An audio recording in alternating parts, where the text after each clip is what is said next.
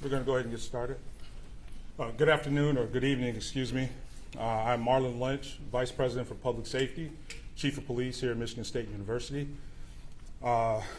Tragic series of events that have occurred here this evening.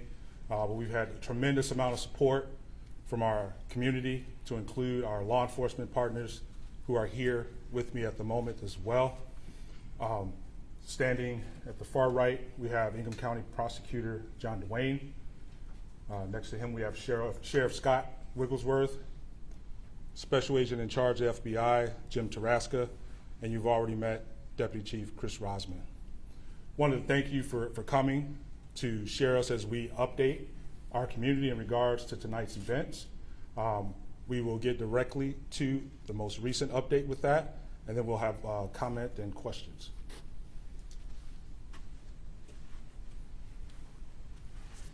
Thank you, Chief. Again, Chris Rosman, Deputy Chief with Michigan State University Police and Public Safety. So we start tonight by sharing an important update. And that update is the suspect in this incident was located outside of the MSU campus. And it does appear that that suspect has died from a self-inflicted gunshot wound. It is confirmed that he is deceased. This truly has been a nightmare that we are living tonight, but we have remained laser focused on the safety of our campus, our students, and the surrounding community. We are relieved to no longer have an active threat on campus, while we realize that there is so much healing that will need to take place after this. Again, to reiterate the update, there is no longer a threat to campus. We believe there to only be one shooter in this incident, and there is no longer a need to shelter in place on campus. There is no longer a threat on campus. We are sad to report that there have been 3 confirmed fatalities. This is in addition to the 5 victims who were injured and transported to the hospital. Some of those 5 victims still have life-threatening injuries. Out of respect for the families, and while we continue our active investigation, we cannot confirm any personal information about any of the victims at this time. Again, we want to reiterate to everybody that we know there is a lot of information that's being shared on social media and being said on the scanner. Please continue to get your information from us. We are committed to sharing timely and transparent information. Our hearts are with those who have been affected by this senseless act of violence. Giving an update like this is never easy. As a father, I can only imagine how parents are feeling right now. This will be the beginning of a long healing process for everyone who has been affected. That is the initial information that we're able to share at this point. I'll conclude by saying again that this is still a fluid situation. There are several different crime scenes that we are processing with our state and federal partners, and there's a lot of work that still needs to be done. At this time, I'm going to turn it over to Special Agent in Charge James Taraska from the FBI. Thanks, Chris. Good evening. I'm Jim Taraska, Special Agent in Charge of the FBI in Michigan.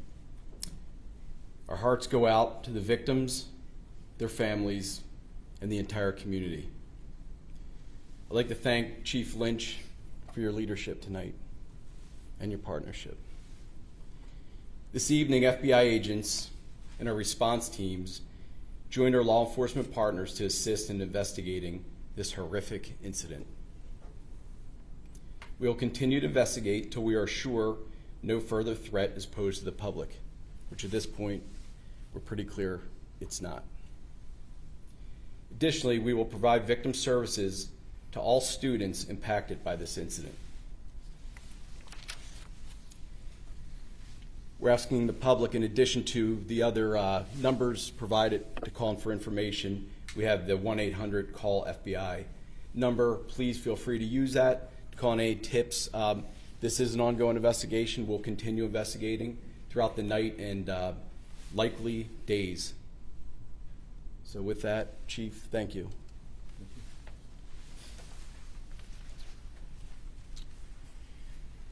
In addition to the FBI tip line, we have countless investigators from not only the MSU, Police and Public Safety, but our local, county, state, and federal partners assisting us with this investigation, and there still is a lot to do. I'm going to provide another 800 number and email address for anybody that may have any information that will help our investigators as we put the pieces together for this incident. That phone number, and we'll also share it on our social media, is 844-99-MSUPD. Again, 844-99-MSUPD. And our tip line is tips, T-I-P-S, at police.msu.edu. Our investigators will continue to work tonight and around the clock to process the crime scenes and start to put the pieces together to try to understand what happened here tonight. At this time, we will open it up for a couple questions. I just want to say, please understand that we are sharing information as quick as we can. There's a lot that we don't know at this point. This is still dynamic, it's still fluid, and we will do our best to answer your questions. I'll start right here in the front. Is the suspect a faculty member, a student? What can you tell us about him? So we are unsure of any affiliation that the suspect had to the university. Our investigators and officers are still working to determine his identity. Once his identity is determined, we will then look to what connection he may have had to our community here, but at this time, that's still part of our investigation. Just to follow up along the same lines, are the victims in this instance students? So we continue to work to identify the victims in this case out of respect for their families. As we work through the process, we are not going to identify or confirm if any of the victims at this point are MSU students. That is something that we are quickly working to determine, and that will be a priority for us. In the back. Can you describe if they're men or women for the victims? I actually don't have that information. All we can confirm at this point is 3 fatalities at the scene on campus and 5 victims that were transported. That is all the information that we have. However, we will work to determine the specific identity of those victims and their affiliation to campus, if any. Over here. Were the shootings limited to the Union and Berkey? And then also, there were reports that the suspect was found with a backpack with magazines and another gun. Are you able to say if that's the case? So the first question was the location of the shootings. We can confirm that the first shooting occurred at Berkey Hall, and the second subsequent shooting occurred at the MSU Union, which is adjacent to Berkey Hall. Victims were located at both of those locations. There were no other scenes, or a shooting did not take place at any other location. There were erroneous reports that there were additional shooting scenes, and that is not true. The question about what the suspect had in his possession when he was contacted, I cannot confirm that right now. We did release some pictures of the suspect. I cannot confirm if he was possessing a bag at that time. Go over here. Do we know what type of gun was used? We do not at this point. We do not have that information. That will be part of this investigation in terms of what type of weapon was used. We do not have that information at this time. Our investigators are working. That's part of the investigation that we're putting the pieces together right now. go over here. Do you have any information about what the motive was for this? We have absolutely no information right now on what the motive is, and I can't even begin to imagine what that motive would be. That will obviously be part of our investigation. I know that that is going to be a question that lingers on everybody's mind. We will do our best to determine that, but at this time we have no idea. Right here. How many law enforcement officers, agents assisted you in this entire incident? The initial response to the initial shooting was overwhelming. Every one of our law enforcement partners in Ingham County responded to the scene, and additional counties in this area showed up along with our federal partners. I'm comfortable saying in the hundreds.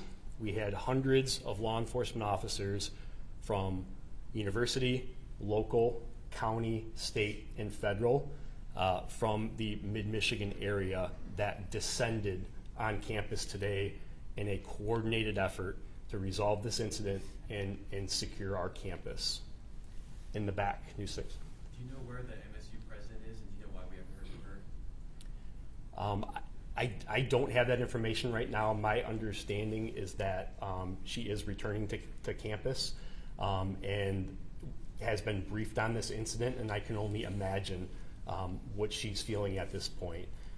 Our focus up to this point has really been on the safety of our campus and the public safety operations at hand.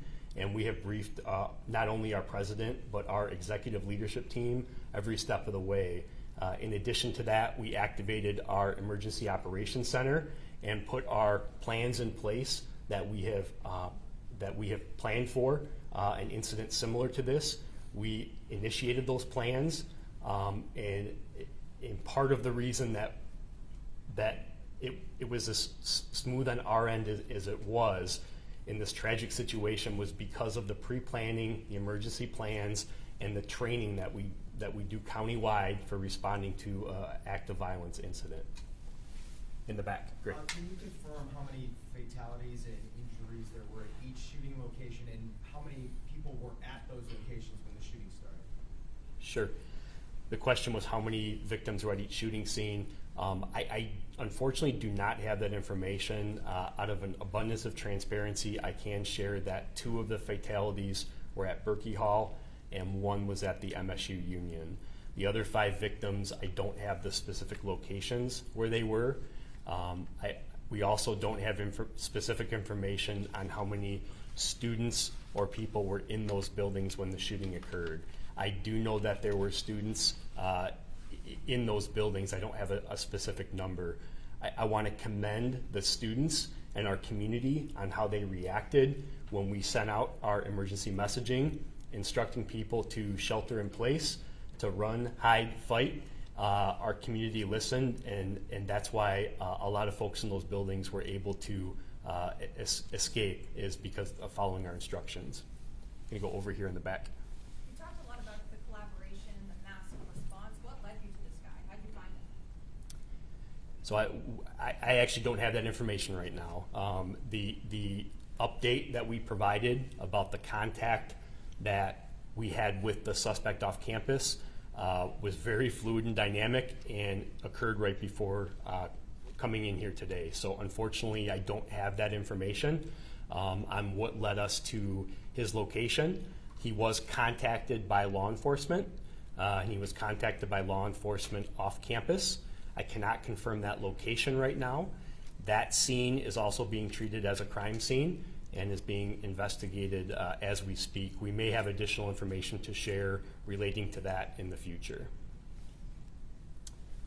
I'll tell you what, over here, go ahead. The 5 victims, are all of them still in critical condition? Are some in stable condition? What's the range of their condition? So we do not have a current update on the 5 victims that are at the hospital. I am aware that they experienced life-threatening injuries. We hope to have an update from the hospital, and I think at future briefings we will have a representative from the hospital here that may be able to share additional information as well.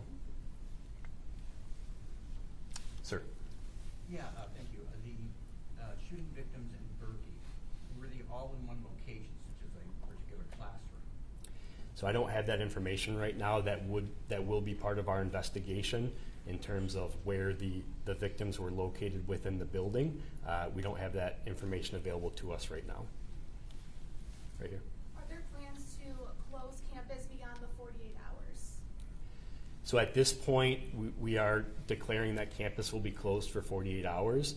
That is the current status right now. That is subject to change as we evaluate our response to this incident, keeping the victims and the students of our community who have been impacted by this tragedy at the forefront. If we need to extend that we will, and the appropriate conversations are occurring to make those determinations right now. Sir? Can you confirm that the suspect in the photos is the same person that was found dead?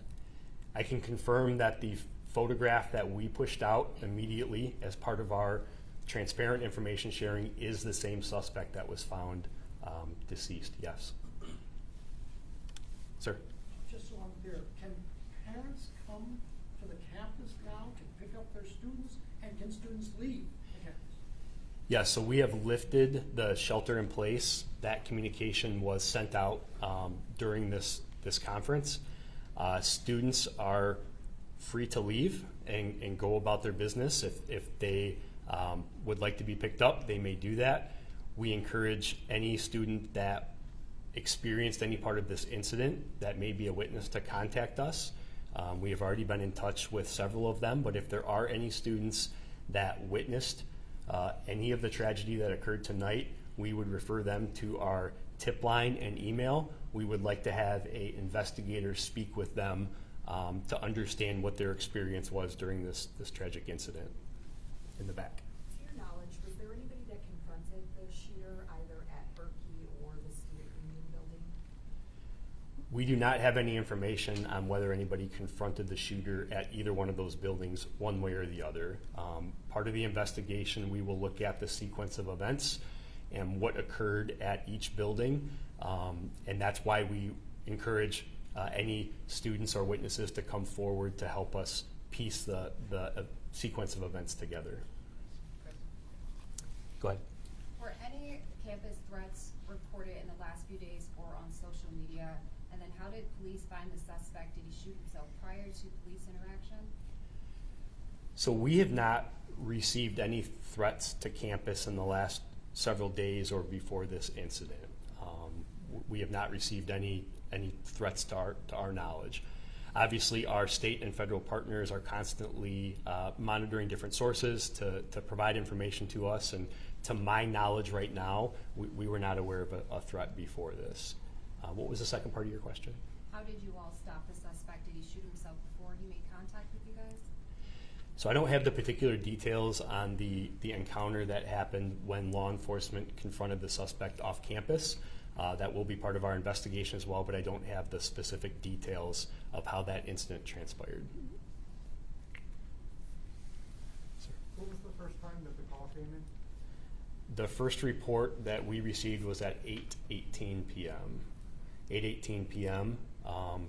We responded in force.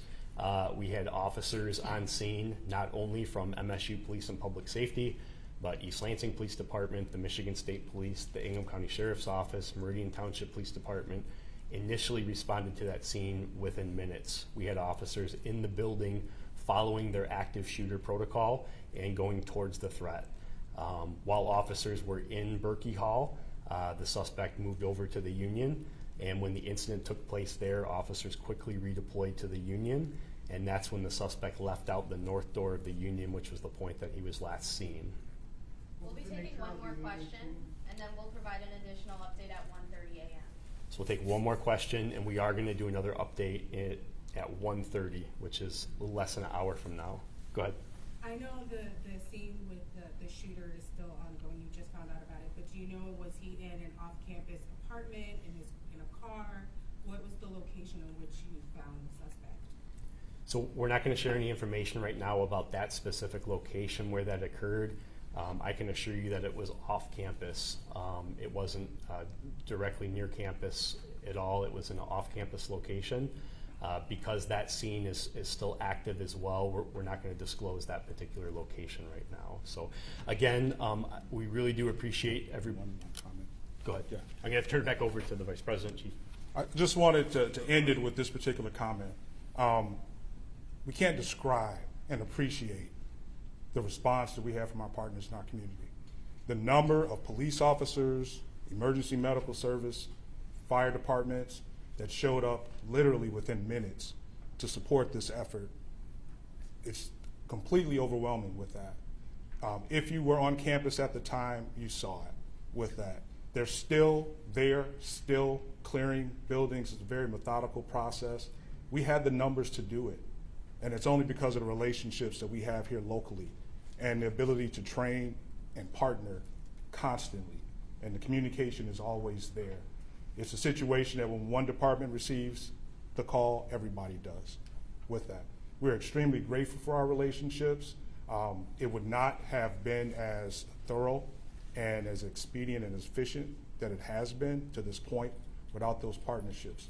I just wanted to take a moment to thank our partners with that, as well as our community for being responsive to the messaging that was sent to them this evening.